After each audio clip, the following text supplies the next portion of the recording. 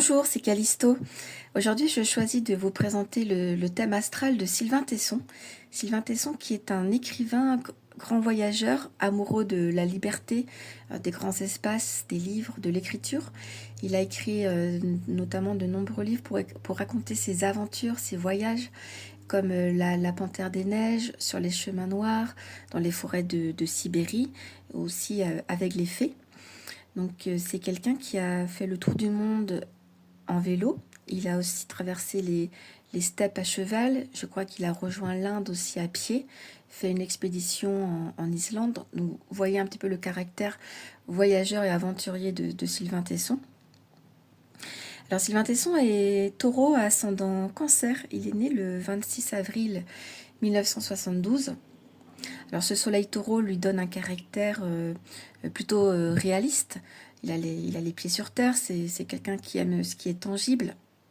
Il peut être aussi un peu têtu, mais surtout il aime la vie, parce que le taureau c'est vraiment un signe qui aime la vie, qui aime les plaisirs sur terre, qui aime la sensualité. Et donc voilà, ça c'est quelque chose qui va le caractériser.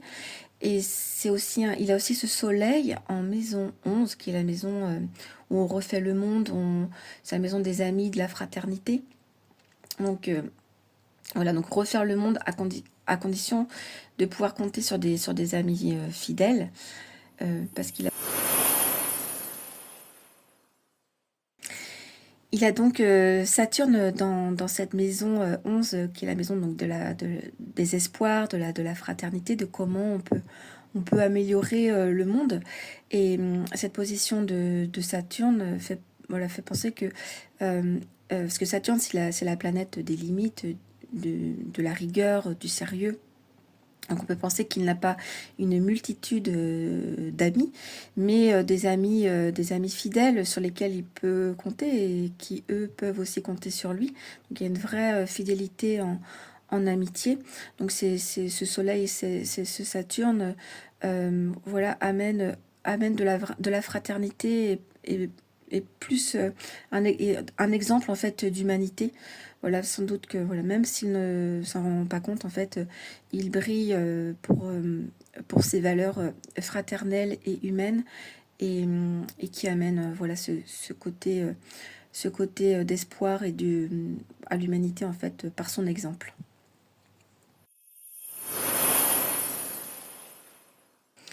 Ce qui va être important ensuite à étudier, ça va être la position du maître du soleil, la position du maître de l'ascendant.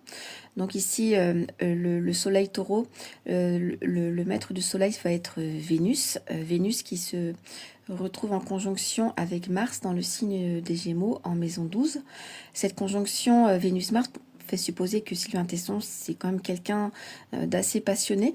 Vénus étant la planète du désir, de l'amour, en conjonction avec Mars, l'énergie, l'action. Donc voilà, c'est quelqu'un qui a de la passion et qui a de l'énergie dans cette atmosphère Gémeaux. Alors le Gémeaux, bah, c'est Mercure, c'est Hermès, c'est l'énergie qui est toujours en perpétuel mouvement. Avec le Gémeaux, on ne tient pas en place, on a beaucoup d'idées. C'est un signe aussi intellectuel, très agile, très habile. Voilà, donc il se réalise en fait, il réalise son soleil dans cette énergie Gémeaux qui est voilà, ce perpétuel mouvement autant intellectuel que physique. Et dans la maison 12, qui est la maison des grands espaces, des grands animaux, du mysticisme aussi, de ce qui nous dépasse, de ce qui est plus grand que soi. Contrairement à la maison 6 qui va être une maison où plutôt on va se réaliser, on va dire, de manière réelle, on va essayer de s'impliquer dans la vie réelle.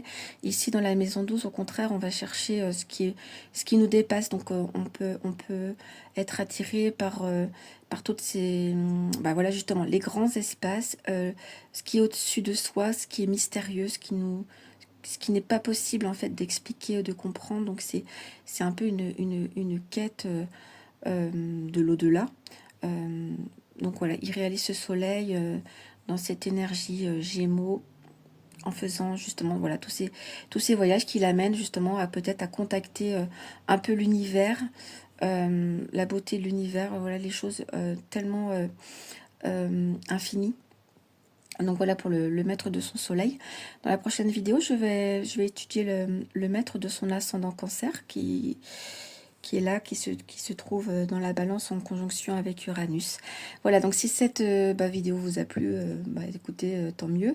Et puis je vous dis à la prochaine vidéo pour suivre la suite du thème. Voilà, merci et à bientôt.